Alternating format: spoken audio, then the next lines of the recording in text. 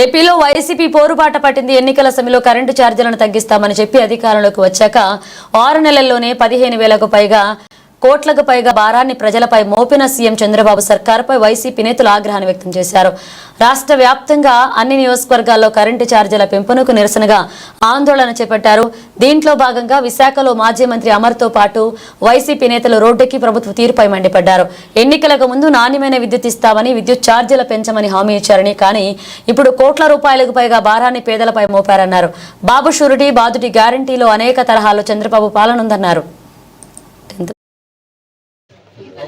చేయాలని చెప్పినటువంటి 4 issues statement వాళ్ళు అందరికి గవర్నమెంట్ సైడ్ ద్వారా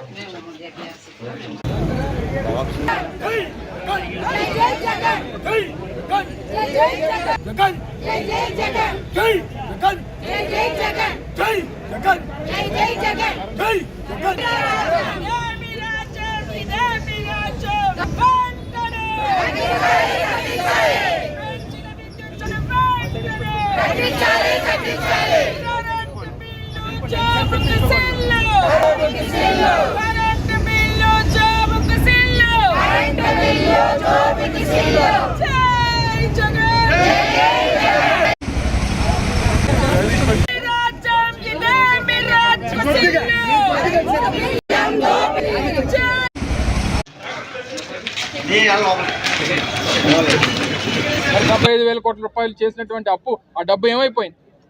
జగన్మోహన్ రెడ్డి గారు 3.5 లక్షల కోట్ల రూపాయలు అప్పులు చేశారని చెప్పి గగ్గోలు పెట్టారే. మరి 3.5 లక్షల కోట్ల అప్పులు చేస్తే 2,75,000 కోట్ల రూపాయలు సంక్షేమ పథకాలు అందించాం మేము. మరి మీరు 75,000 కోట్ల రూపాయలు అప్పులు చేసి మీరు ఏ రూపాయి ఏ పేదవాడికి పంచారు?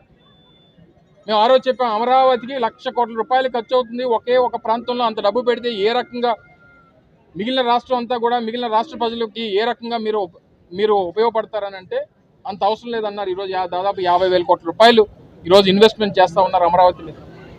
ఏమీ లేని దగ్గర అంత డబ్బు పెడతా ఉన్నారు. ఆ రోజు మేము విశాఖపట్నం నుంచి భోగాపురం ఇంటర్నేషనల్ ఎయిర్పోర్ట్కి 6,500 కోట్ల రూపాయలు పెట్టి ఒక ప్రాజెక్ట్ని తీసుకొని వస్తే అది ఏమైపోయిందో తెలియదు.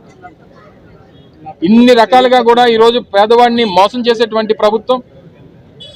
ఈరోజు రానటువంటి కాలంలో పిల్లలకు సంబంధించినటువంటి ఫీజు రీయింబర్స్మెంట్ కూడా పెద్ద ఎత్తున ఒక నిరసన కార్యక్రమం చేయబోతా ఉన్నాం. బాబు షూరిటీ, భవిష్యత్తు గ్యారంటీ అన్నాడు. తీరా 6 నెలలు పోతే బాబు షూరిటీ, బాదుడి గ్యారంటీ అంటా ఉన్నారు. ఇది ఈరోజు రాష్ట్రంలో పేదవాడికి ఆయన ఇచ్చినటువంటి స్లోగన్.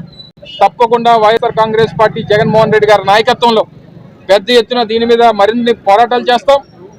మీరు అప్పు చేశారు, నేను రుజువులతో చూపిస్తా. ఎన్నో రకాలుగా అప్పులు చేసేస్తున్నారు.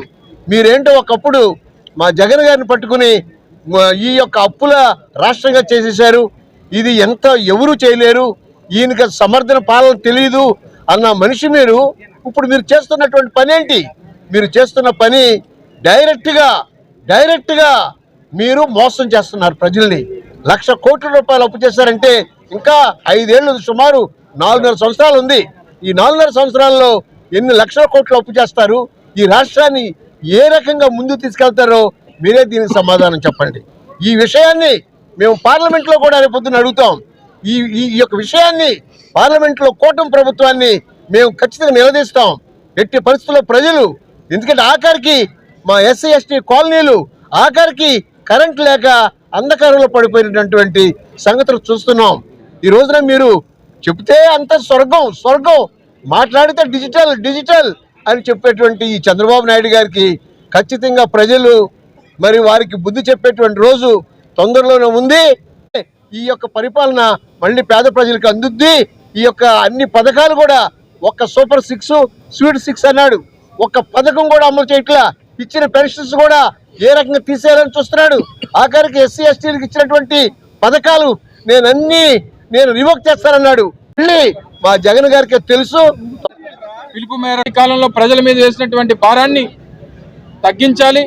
ముఖ్యంగా ఎస్సీ ఎస్టీ కాలనీలు అయితే మరీ అన్యాయంగా 200 యూనిట్ల వరకు గతంలో ఫ్రీగా ఉన్నటువంటి పథకాన్ని ఈరోజు పూర్తిగా ఎస్సీ కాలనీలు అవి కూడా రద్దు చేసి ఎవరన్నా బిల్లు కట్టకపోయినా వెంటనే కరెంటు చేయడం. పూర్తిగా ఎస్సీ ఎస్టీ కాలనీలో రాష్ట్ర వ్యాప్తంగా ఈరోజు అంధకారంలోకి వెళ్ళిపోయినటువంటి పరిస్థితులు ఈరోజు రాష్ట్రంలో ఉన్నాయి.